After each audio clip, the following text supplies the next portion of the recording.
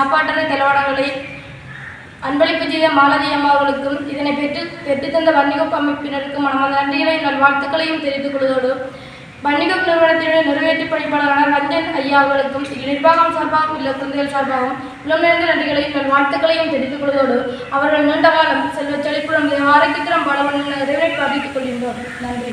அனைவருக்கும் வணக்கம்.